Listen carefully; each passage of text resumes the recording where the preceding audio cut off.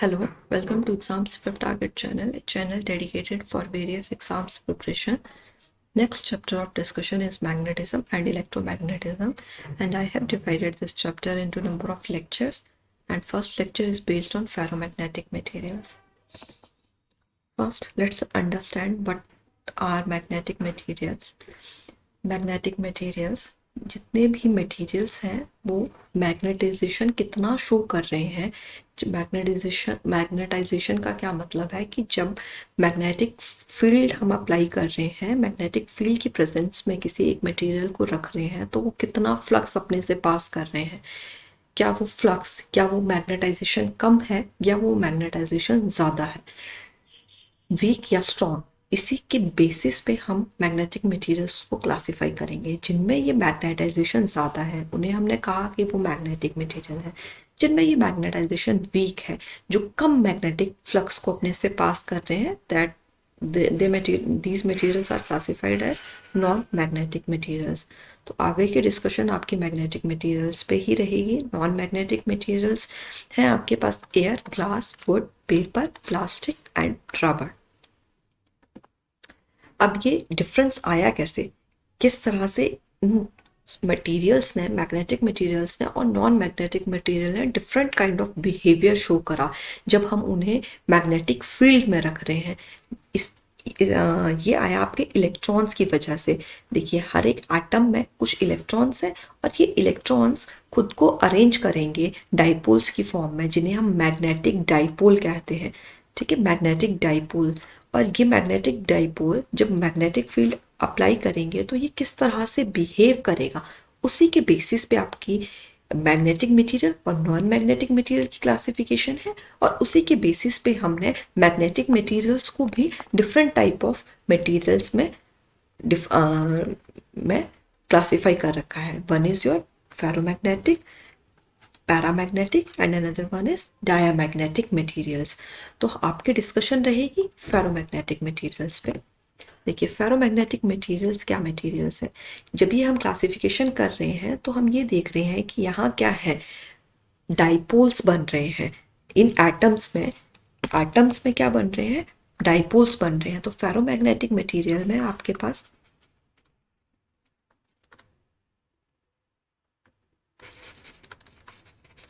Permanent dipole movement रहेगा।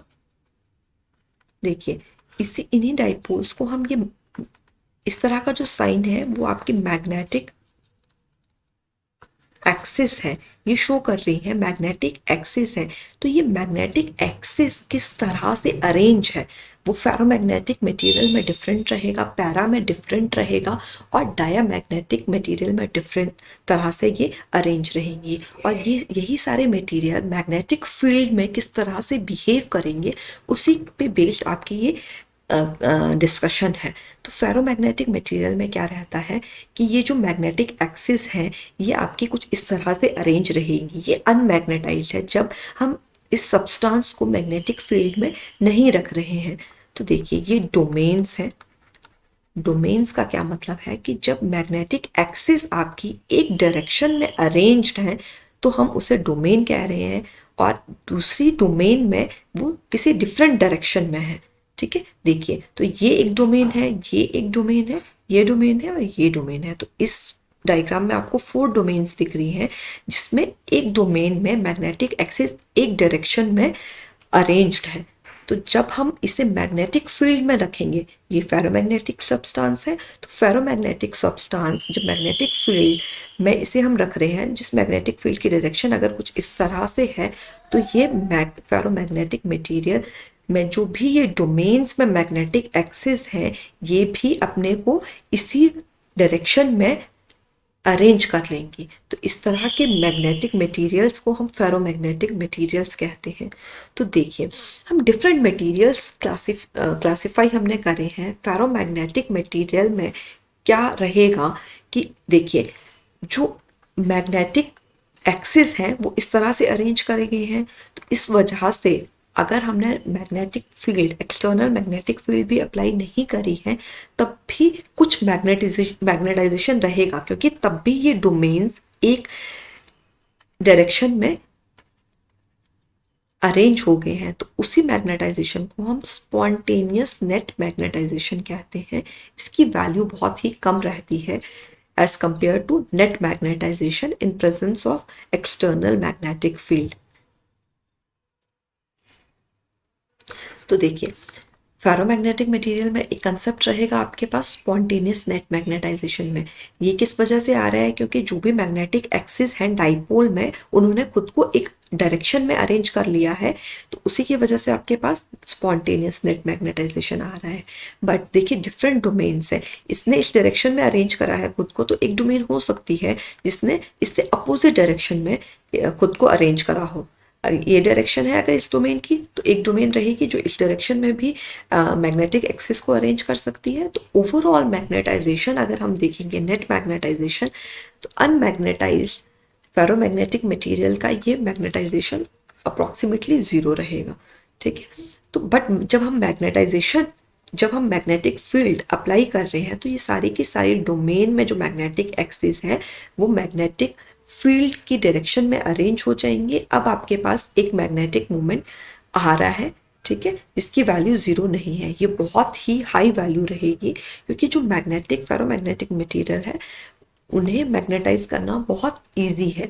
ठीक है, वो इजीली मैग्नेटाइज हो जाते हैं, स्ट्रांगली एंड इजीली मैग्नेटाइज हो जाते हैं इन प्रेजेंस ऑफ मैग्नेटिक फील्ड। और किस डायरेक्शन में मैग्नेटाइज होंगे? In the direction of magnetic field. ठीक है, तो देखिए, ये एक फेरोमैग्नेटिक सब्सटेंस है। ठीक है, फेरोमैग्नेटिक जो प्रॉपर्टी है वो स्ट्रॉन्गेस्ट प्रॉपर्टी है। दैट मीन्स जो फेरोमैग्नेटिक मटेरियल है वो उनमें जितना फ्लक्स पास हो रहा है वो हाईएस्ट है। यहाँ आप देख रहे हैं नंबर ऑफ फील्ड लाइंस आपकी इस मटेरियल से पास हो रही है। ये ferromagnetic material easily magnetic flux line को पास करता है। ठीक है, अगर हमने इसकी कंस्ट्रक्शन में देखा तो हमने ये देखा कि डिफरेंट डोमेन्स है, डोमेन्स की वजह से स्पॉन्टेनियस नेट मैग्नेटाइजेशन आ रहा है। ठीक है, ओवरऑल मैग्नेटाइजेशन 0 है, बट जैसे ही हमने फेरोमैग्नेटिक मटेरियल को एक एक्सटर्नल मैग्नेटिक फील्ड में रखा तो ये इजीली मैग्नेटाइज होगी। और किस डायरेक्शन में हुई? जिस डायरेक्शन में आपका मैग्नेटिक फील्ड की डायरेक्शन है, उसी डायरेक्शन में ये इजीली और स्ट्रांगली मैग्नेटाइज होगी। ये अपने से मैग्नेटिक फ्लक्स वो इजीली पास करता है, इसीलिए इसकी मैग्नेटाइजेशन बहुत ज़्यादा है। ऐसा हो भी क्यों रहा है? रिलेटिव परमेबिलिटी इसकी बहुत हाई है। देखिए, रिलेटिव परमेबिलिटी भी हम प्रीवियस लेक्चर में डिस्कस कर चुके हैं, और आने वाले लेक्चर्स में भी हम बहुत अच्छे से इसे डिस्कस करेंगे कि मैग्नेटाइजेशन क्या होती है, मैग्नेटिक फ्लक्स क्या होता है, मैग्नेटिक फ्लक्स डेंसिटी क्या होती है। हम इन सारे टर्म्स को बहुत अच्छे से इनकी डेफिनेशंस देखेंगे और हम इनकी यूनिट्स देखेंगे। अभी के लिए हमें जितना चाहिए उतना हमें समझ आता है कि परमेबिलिटी क्या है। देखिए, परमेबिलिटी है कि कितने इजीली मैग्नेटिक फ्लक्स किसी एक सब्सटेंस से पास होता है, और रिलेटिव परमेबिलिटी क्या है? हम उसे कंपेयर कर रहे हैं एयर के साथ। ठीक है, कि एयर की हमें पता है रिलेटिव परमेबिलिटी 1 रहती है, तो इससे हायर वैल्यू, सपोज एक सब्सटेंस है जिसकी वैल्यू 50 है, तो हम ये कहेंगे जिसकी रिलेटिव परमेबिलिटी की वैल्यू 50 है, तो हम ये कह रहे हैं कि उसमें मैग्नेटिक फ्लक्स पास होना 50 टाइम्स एयर से ईजियर है। ठीक है, तो वो आपकी रिलेटिव परमेबिलिटी रहेगी। तो इसमें रिलेटिव परमेबिलिटी की वैल्यूज बहुत हायर रहती है, रहेंगे 1 से तो बहुत हायर है। देखिए, क्योंकि हम ये कह रहे हैं कि हम एयर की रिलेटिव परमेबिलिटी से इससे कंपेयर कर रहे हैं जिसकी वैल्यू 1 रहती है। तो कई बार इनकी क्लासिफिकेशन में सीधा सीधा सा फेरोमैग्नेटिक जैसे है, तो ये वेरी वेरी ग्रेटर देन 1 है। फिर कोई एक सब्सटेंस है, सपोज अभी हम आगे डिस्कशन करेंगे, जिसकी वैल्यू अप्रॉक्सीमेटली 1 है, या 1 से कुछ एक वैल्यू ज़्यादा है, या कोई एक सब्सटेंस है जिसकी रिलेटिव परमेबिलिटी की वैल्यू लेस देन 1 है, तो इसी के बेसिस भी आपके मैग्नेटिक मटेरियल की क्लासिफिकेशन होती है। तो अभी हम सिर्फ फेरोमैग्नेटिक मटेरियल कर रहे हैं, और हम ये कहेंगे कि फेरोमैग्नेटिक मटेरियल की रिलेटिव परमेबिलिटी 1 से तो बहुत ही ज़्यादा है। ठीक है, बहुत high value of relative permeability है। देखिए, 5000 और 50 to 5000 इसकी रिलेटिव परमेबिलिटी की वैल्यू है। ठीक है, and ferromagnetic material strongly attracted to material magnet. ठीक है, ये आपकी डिपेंड करती है मैग्नेटिक ससेप्टिबिलिटी, जिसे हम इस तरह से शो करते हैं। देखिए, magnetization is equal to magnetic susceptibility and H, where this M is your magnetization. This is your magnetic susceptibility.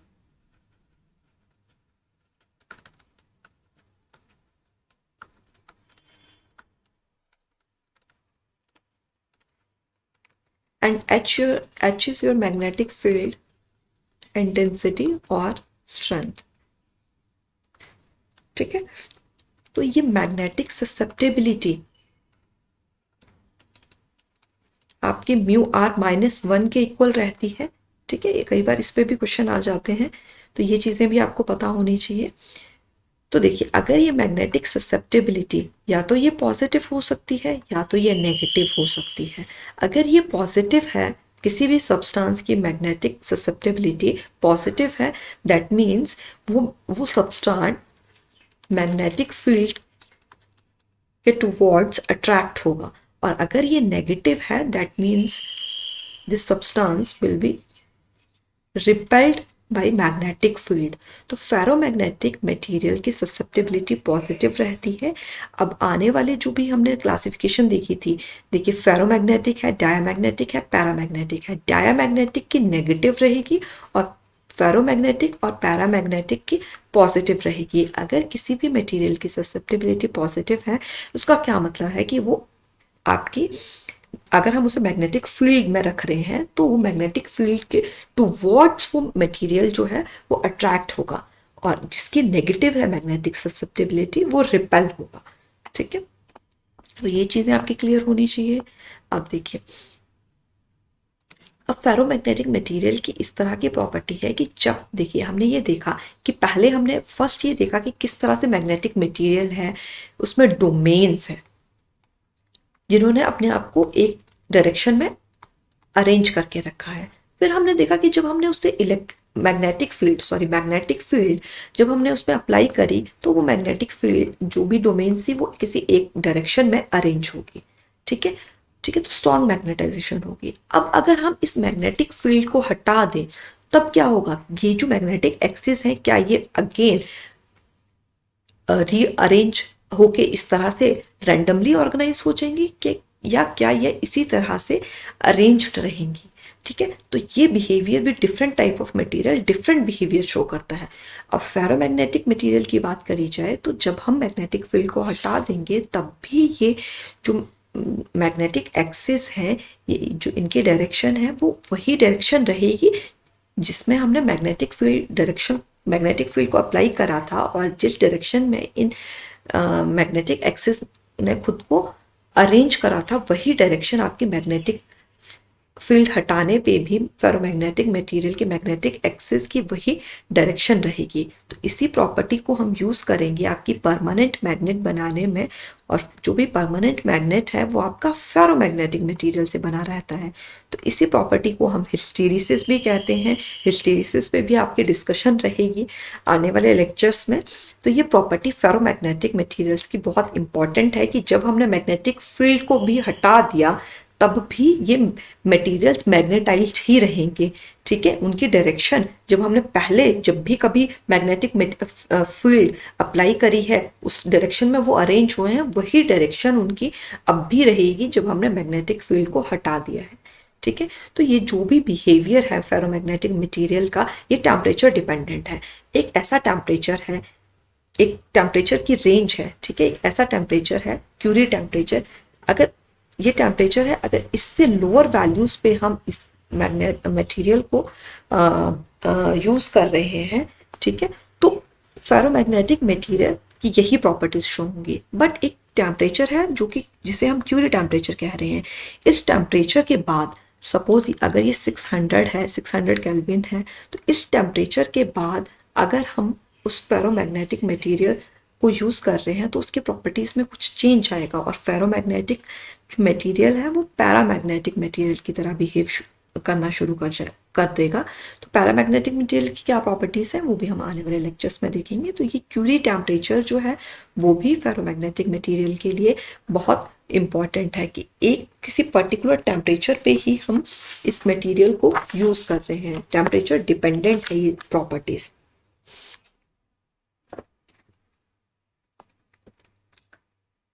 अब कौन से मटेरियल्स हैं जिन्हें हम फेरोमैग्नेटिक कह रहे हैं? वन इज आयरन, स्टील, निकल, कोबाल्ट और कुछ एलॉयज भी रहेंगे जो मैग्नेटिक फेरोमैग्नेटिक मटेरियल्स की कैटेगरी में आते हैं। ये इंपॉर्टेंट है, ठीक है, कई बार सीधा सीधा सा क्वेश्चन आता है। ये एलॉयज में है आपके पास alnico, perm alloy, super alloy. Alnico किससे बन रखा होता है? एलॉय आपको पता है एक से ज़्यादा मटेरियल से बन रखा है। एल्निको में है एलॉय ऑफ एल्यूमिनियम, निकल, आयरन एंड कोबाल्ट। एल्यूमिनियम, निकल, आयरन एंड कोबाल्ट। और परमेलॉय, ये एलॉय है आयरन और निकल का या फिर कोबाल्ट, आयरन एंड निकल। इसकी रिलेटिव परमेबिलिटी की वैल्यू बहुत ही हायर है। तो ऐसी एप्लीकेशंस जिनमें हमें रिलेटिव परमेबिलिटी की वैल्यू हायर चाहिए होगी, हम उसमें ये सब्सटेंस यूज़ करेंगे, ये एलॉय यूज़ करेंगे। सुपर मेलॉय में आपका एलॉय है ये निकल, आयरन, मोलिब्डेनियम एंड मैग्नीज। ठीक है, तो अब हम इसकी समरी देख लेते हैं या इसकी प्रॉपर्टीज, जो फेरोमैग्नेटिक मटेरियल है उसकी क्या प्रॉपर्टीज है। देखिए, इसमें है परमानेंट डाइपोल मूवमेंट जो कि डोमेन्स में प्रेजेंट है, ये हमारा क्लियर हो गया। जब हमने इसे एक्सटर्नल मैग्नेटिक फील्ड में रखा तो जो भी एटॉमिक डाइपोल्स हैं, जो भी ये एक्सेस हैं, ये अपने आप को उसी डायरेक्शन में इंक्लाइन कर लेंगे। अब देखिए, ये जो भी प्रॉपर्टीज हैं ये एक तरह से इनका डिफरेंस भी है डिफरेंट मटेरियल्स का। हमने ये कहा कि जो फेरोमैग्नेटिज्म है वो स्ट्रॉन्गेस्ट मैग्नेटिक प्रॉपर्टी है।